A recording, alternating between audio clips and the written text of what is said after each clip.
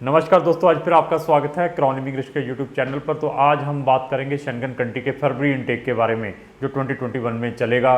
Sweden की जो फरवरी 2021 का इनटेक ऑलरेडी क्लोज हो चुका है, उसकी 17 लास्ट डेट थी, 17 अगस्त लास्ट डेट थी। अभी हमारे पास शेंगन की कुछ कंट्रीज पड़ी हुई हैं, यहाँ पर आप अप्लाई कर सकते हैं फरवरी इनटेक के। पहले गुड न्यूज़ ये दे दूँ, अभी ये हमारा कि इटली का बच्चे का वीज़ा आया है, ये इटली का बच्चे का वीज़ा है और इटली ये रीस्टैंपिंग वीज़ा है और इटली एम्बेसी ने ऑलरेडी अपनी वर्किंग स्टार्ट कर दी हुई हैं। इटली में हमने काफ़ी केसेस ऑलरेडी सबमिट करवा दिए हुए हैं, चाहे वो फैमिली रियूनियन केसेस थे क्योंकि उन्होंने अभी अपॉइंटमेंट देनी स्टार्ट कर दिया है, चाहे वो स्टूडेंट के केसेस थे जिनकी प्री एनरोलमेंट डीओवी करवानी थी, हमने ये सारे काम करवाने स्टार्ट कर दिए हैं। इवन उन्होंने अभी डीओवी के लिए भी डेटें देनी स्टार्ट कर दी हुई है।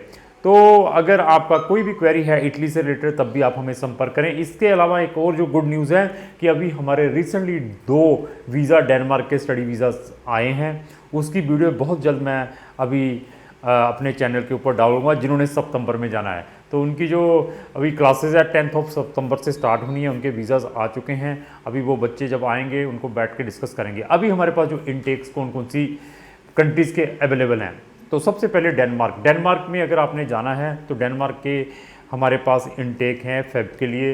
डेनमार्क की एलिजिबिलिटी ये है कि 6 बैंड से कम बैंड नहीं होने चाहिए, किसी भी मॉड्यूल में 5.5 से कम बैंड नहीं होने चाहिए, ओवरऑल 6 बैंड हो तो हम आपका डेनमार्क में एडमिशन करवा सकते हैं। इवन आपके परसेंटेज 40% भी है तब भी हम आपको डेनमार्क में वहाँ की यूनिवर्सिटीज़ में एडमिशन करवा सकते हैं। और यहाँ पर एम्बेसी मतलब वीज़ा दे देती है लेकिन इंटरव्यू जरूर लेती है, इंटरव्यू में बहुत सारे क्वेश्चंस पूछती है, तो ये भी एक गुड न्यूज़ है। और डेनमार्क में मैंने बहुत सारी वीडियोस में बताया था कि आपको फ़ंड दिखाने की भी रिक्वायरमेंट नहीं है अगर आपने वहाँ पर 1 साल की फ़ीस ट्रांसफ़र कर देते हो यूनिवर्सिटीज़ को, तो ये भी एक गुड न्यूज़ है। इवन साथ में आप अपनी स्पाउस को भी ले जा सकते हो। तो डेनमार्क की अगर आपकी कोई भी क्वेरी है तो आप हमें संपर्क कर सकते हैं। डेनमार्क की लास्ट डेट है 31 अक्टूबर, इसकी लास्ट डेट है अगर आपने फेब इनटेक के लिए जाना है। अभी उसके बाद फिर हमारे पास आता है जर्मनी के फेब के भी स्टिल हमारे पास बहुत सारी यूनिवर्सिटीज़ में प्रोग्राम अवेलेबल हैं। अगर आप अप्लाई करना चाहते हैं तो तब भी आप हमें संपर्क कर सकते हैं, तो उसमें भी हम आपका एडमिशन ऑर्गेनाइज़ करवा सकते हैं। अभी अपॉइंटमेंट की बहुत ज़्यादा प्रॉब्लम्स आ रही हैं क्योंकि उन्होंने अभी तक बैचलर वाले प्रोग्राम की अभी तक कोई भी अपॉइंटमेंट ओपन नहीं की हुई है। मास्टर की पीएचडी वालों की ऑलरेडी अपॉइंटमेंट बुक उन्होंने ओपन कर दी हुई है। हमने अपने कुछ 8-10 बच्चों की अपॉइंटमेंट ऑलरेडी ले दी है और 2-3 बच्चों की फ़ाइल ऑलरेडी सबमिट भी हो चुकी है और 1-2 बच्चों के वीज़ाज़ भी आ चुके हैं, उनकी मतलब ईमेल पे कंफर्मेशन की आपका वीज़ा अप्रूव हो चुका है, पासपोर्ट सबमिट करवाए, तो उसके भी इनटेक है फेब में, उसमें भी हम आपकी हेल्प कर सकते हैं। तो फिर उसके बाद है इस्टोनिया की डेटें ऑलरेडी ओपन हो चुकी है फेब इनटेक की, इसकी भी 31 अक्टूबर इसकी लास्ट डेट है। तो वहाँ पर मेरे पास एक यूनिवर्सिटी है जहाँ में सिर्फ फेब इनटेक है, अदरवाइज जो मेजर इनटेक है सितंबर के ही रहते हैं। तो अगर आपने उसमें जाना है तो उसमें कुछ कंडीशंस हैं। आपके जो आईलेट्स के बैंड है 5.5 से कम नहीं होने चाहिए और साथ में क्या है कि आपके जो परसेंटेज है मोर देन 60% होने चाहिए। एक स्काइप इंटरव्यू भी होती है प्लस एम्बेसी भी इंटरव्यू लेती है। अगर आप इस चीज़ को फुलफिल करते हैं तो हम आपको इस्टोनिया में भी भेज सकते हैं। इस्टोनिया का वीज़ा सक्सेसफुल रेट बहुत अच्छा है। अगर वहाँ से आपका एडमिशन आ जाता है तो यहाँ से एम्बेसी 99% वीज़ा दे देती है, जैसे स्वीडन एम्बेसी देती है। स्वीडन और इस्टोनिया का वीज़ा सिस्टम सेम मतलब एक जैसा ही है।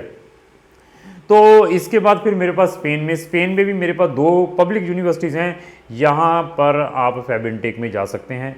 चाहे मास्टर प्रोग्राम के लिए है स्पेन में, सिर्फ अंडर ग्रेजुएट प्रोग्राम के लिए हमारे पास स्पेन में प्रोग्राम नहीं है फेब इनटेक के लिए। अगर आपने मास्टर डिग्री के लिए जाना है, विदाउट IELTS जाना है, आपके एकेडमिक अच्छे हैं, आपकी एज अगर 40 ईयर्स भी है तो तब भी हम आपका वहाँ पे एडमिशन ऑर्गेनाइज़ करवा सकते हैं। तो वीज़ा मिलने के भी अच्छे चांसेस रहते हैं अगर आप वीज़ा ऑफिसर को सेटिस्फाई करवा देते हैं, क्योंकि यहाँ पर भी एक छोटी सी इंटरव्यू होती है। इसी तरीके से लाटविया एंड लिथुनिया, उनके भी इनटेक ओपन हो चुके हैं, लेकिन Latvia and Lithuania they are very strict towards Punjabi और हरियाणा और राजस्थानी स्टूडेंट्स के अगेंस्ट, क्योंकि उनकी वो प्रॉपर इंटरव्यू लेती है, उसके बाद उनको वीज़ाज़ देती है। इसकी स्काइप इंटरव्यू भी है as well as embassy interview भी है।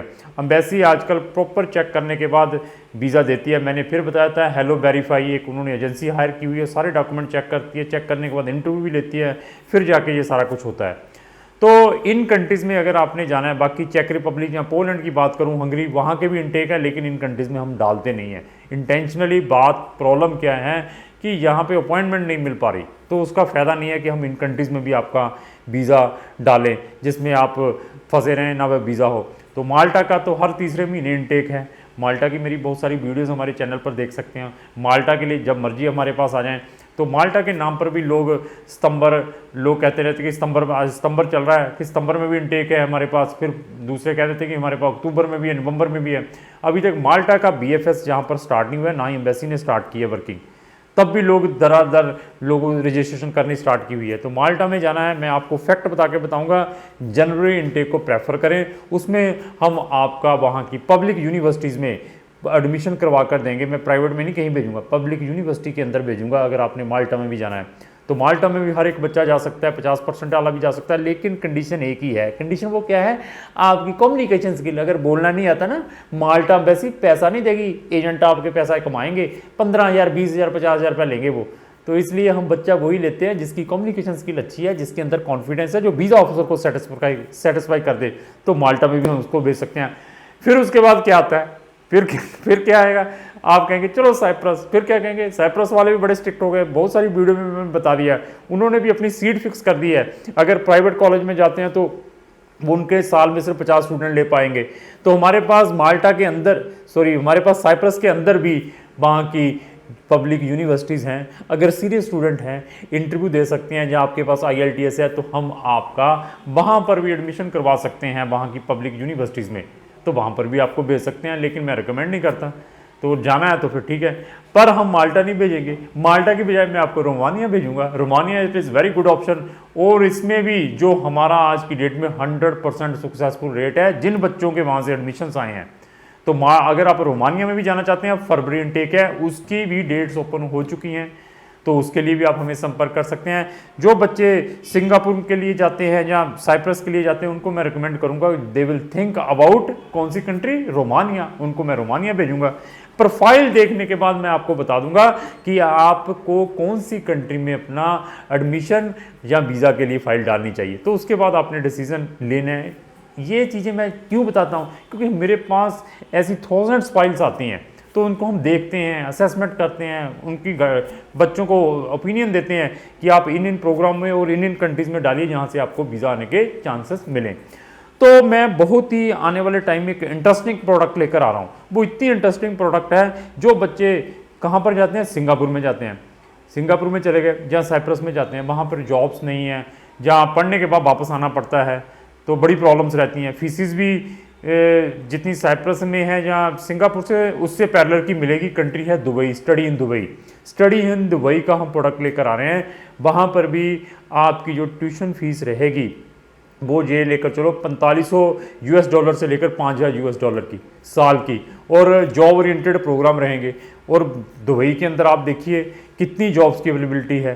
तो प्रोग्राम ख़त्म करने के बाद इजीली वहाँ पर आप जॉब ले सकते हैं, जैसे सिंगापुर से वापस आना पड़ता है। ऐसा प्रोग्राम मैं डिज़ाइन करके अभी ला रहा हूँ, क्योंकि हमारा ऑलरेडी वहाँ पर कोलैबोरेशन हो चुका है दुबई के अंदर। तो वो बहुत ही लुक्रेटिव मतलब स्टडी प्लान लेकर आ रहा हूँ, क्योंकि सिंगापुर में बच्चे जाके पैसे वेस्ट करके आते हैं, आगे कैरियर नहीं है, वापस आ जाते हैं, कई कुछ हैं। तो उससे पैरेलल का प्रोग्राम मैं आपके लिए दुबई में लेकर आ रहा हूँ, क्योंकि दुबई को जो लोग हमारी मार्केट में बेच रहे हैं वो 10-10 लाख रुपया, 9-9 लाख रुपया दे के स्टडी के लिए बेचते हैं। लेकिन मैं आपके लिए बहुत लिक्विडेटिव पैरेलल टू जितनी फीस आपको सिंगापुर के अंदर है, जितनी फीस आपकी साइप्रस के अंदर है, उसी फीस के अकॉर्डिंग आपको मैं दुबई भेजूंगा, जो मैं भी प्रोडक्ट लेकर आऊँगा। तो अगर उनमें भी आप इंटरेस्ट रखते हैं, देखना चाहते हैं उस प्रोग्राम को भी, तो आप हमारे चैनल के साथ जुड़े रहें।